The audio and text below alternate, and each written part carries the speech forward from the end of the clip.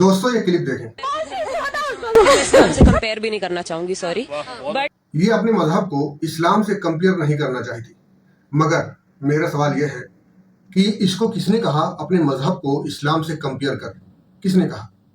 इस्लाम एक रब की पूजा की बात करता है और कुफ्र और शिर्क करने वाले उसकी पूजा करते हैं जिसको वो खुद बनाते हैं। तो बताएं, क्या ऐसे में इस्लाम के साथ कुफ्र का कोई कंपेयर हो सकता है? आगे देखें। नहीं, मैं अपने धर्म को बहुत ऊंचा मानती हूँ। कहती है इसको इसका मजहब ऊंचा लगता है। तो आप लोग बताएं, क्या दुनिया में कोई ऐसा भी इंसान है जिसे अपना धर्म नीचा लगता हो? हर किसी को उसका धर्म ऊंचा ही लगता है। ये कोई ढिढोरा पीटने वाली बात तो नहीं है। ये ऐसे हुआ कि कोई आदमी सड़क पर चिल्लाए, मेरा बाप बहुत ऊंचा लगता है। अब ऊंचा लगना और ऊंचा होना दो अलग अलग बातें हैं। तेरा बाप कितना ऊंचा है ये तो कैरेक्टर देखने से तय होगा, तेरे कहने से थोड़ी होगा। मैं मानती हूँ कि इस्लाम में लड़कियों की वैल्यू बहुत कम है। इस्लाम में वो मस्जिद में भी नहीं जाने देते। मैं उस रिलीजन से अपने रिलीजन को कभी कंपेयर नहीं करूँ। इसका दावा ऐसे ही है कि मालूमात में 0/भेली मगर कॉन्फिडेंस 100%। इस्लाम को नीचा दिखाने के लिए इसको यही झूठ मिला था कि इस्लाम में लड़कियों की वैल्यू नहीं है और लड़कियों को मस्जिद जाने की इजाजत नहीं है। इस पर मैं आगे बात करूंगा। पहले ये देखें कि इसके मजहब में लड़कियों की कितनी इज्जत है। देखें क्लिप।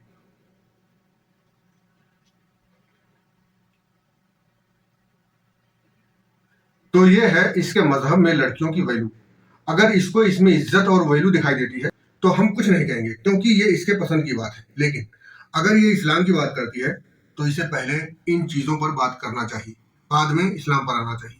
खुद के 365 छेद हों तो दूसरों को उंगली नहीं करना चाहिए। अब चलिए वैल्यू की बात कर लेते हैं।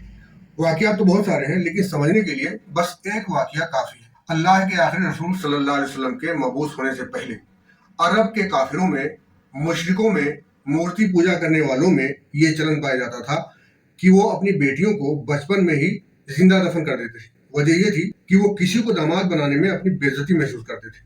क्या आपको पता है काफिरों के इस रिवाज को किसने खत्म किया? उसी इस्लाम ने खत्म किया जिस पर ये छपरी भूंक रही है। अब आइए एक हदीस दिखाता हूँ, इससे और वाज़ेह हो जाएगा कि औरतों की इस्लाम में क्या वैल्यू है।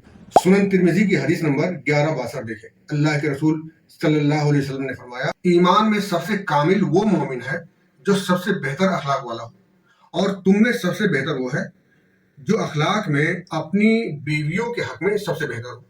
ये बहुत वाज़ेह हदीस है, इस पर किसी खुलासा की जरूरत नहीं है, मगर जिसके सर में दिमाग के बजाय गोबर भरा हो उसका कोई इलाज भी नहीं है। इसने इस्लाम में लड़कियों की वैल्यू न होने का सबब यह बताया कि लड़कियों को मस्जिद में जाने की इजाजत नहीं है। तो देखें सही बुखारी की ये हदीस, इसका नंबर है 900। इसमें बताया गया कि अल्लाह के रसूल सल्लल्लाहु अलैहि वसल्लम ने फरमाया, अल्लाह की बंदियों को अल्लाह की मस्जिदों में आने से मत रोको। इस हदीस की भी वजाहत की जरूरत नहीं है, ये भी बिल्कुल वाज़ेह है। तो इन दोनों हदीसों से क्लियर हो गया कि इस्लाम ने औरतों को मस्जिद जाने की इजाजत भी दिया, इज्जत और एहतराम भी दिया। अब अगर कहीं औरतों को मस्जिद जाने से रोका भी जाता है तो ये इस्लाम की तालीम नहीं है, बल्कि लोगों की अपनी सोच हो सकती है, मजबूरियां हो सकती हैं, कोई मसलहत भी हो सकती है। लेकिन जिस तरह इसने दावा किया ऐसा तो कतई नहीं है।